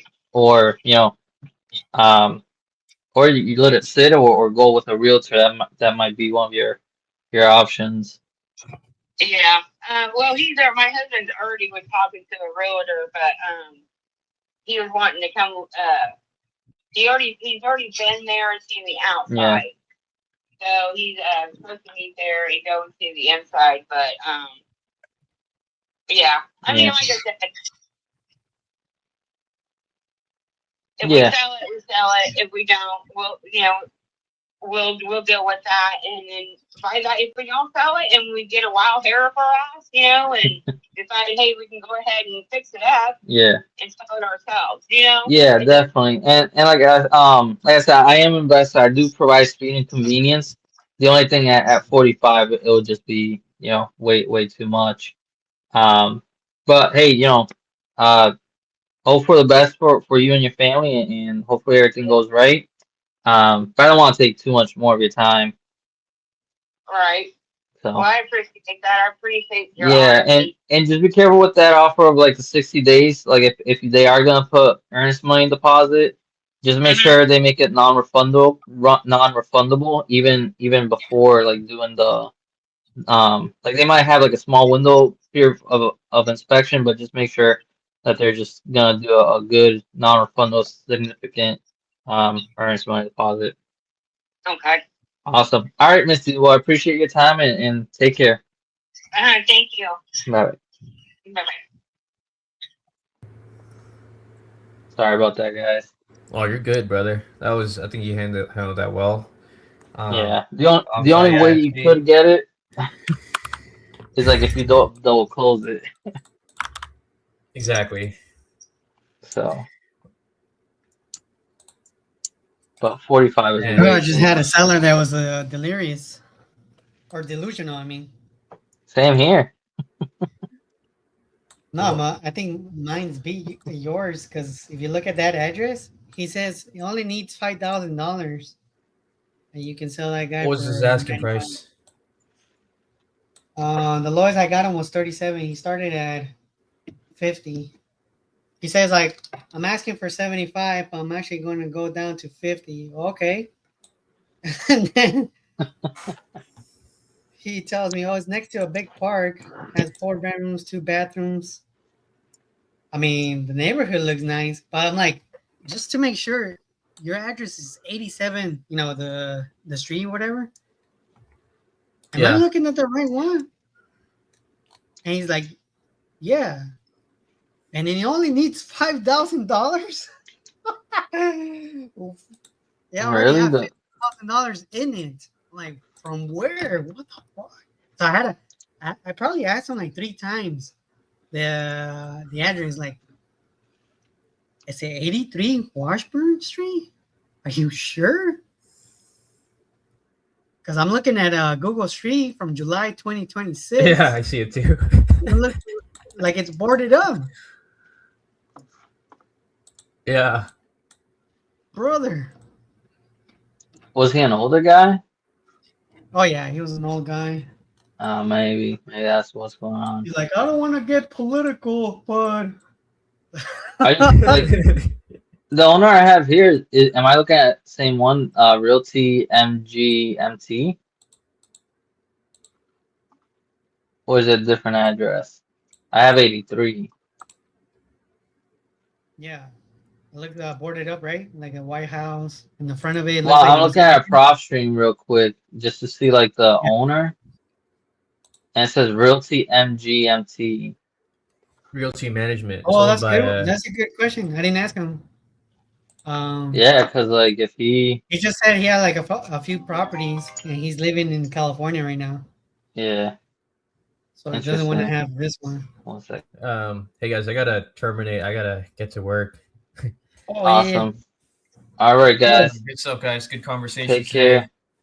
Good luck with It was everything. a fun one today. And, yeah, All right, fun one. see you I'll guys. catch you guys tomorrow.